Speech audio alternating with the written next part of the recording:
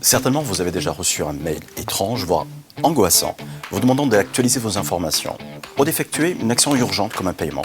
Mais est-ce que vous avez déjà entendu parler de l'attaque au faux support? Alors Interbev est une interprofession, bétail et viande française. On met en place la promotion de la viande française en France, en Europe et dans les pays tiers. Il y a 2 ans, on a subi une attaque d'une société spécialisée dans ce type d'agression par l'intermédiaire de l'ordinateur d'un de nos collaborateurs. On n'avait pas prévu effectivement ce type d'attaque. Oui, il y a un coût financier, mais il y a surtout le coût humain. C'est que tous nos collaborateurs, moi-même, on pensait être protégés.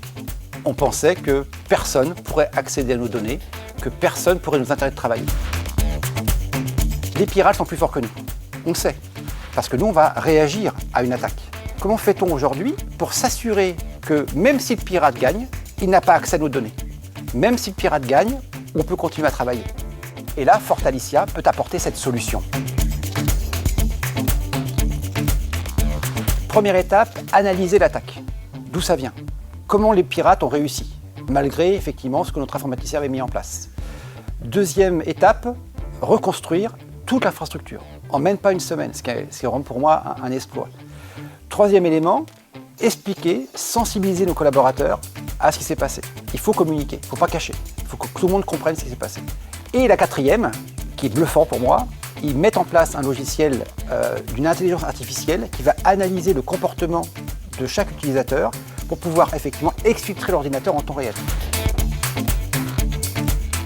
Si vous subissez une cyberattaque et votre poste est compromis, débranchez ou déconnectez votre ordinateur du réseau informatique.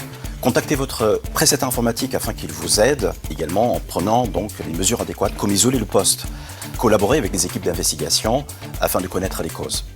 Puis, informez votre direction, car si nécessaire, elle devra donc déclarer cette cyberattaque aux autorités compétentes. Hélas, l'idée persiste qu'investir dans la cybersécurité avant, c'est trop cher, mais sachez que après, c'est trop tard.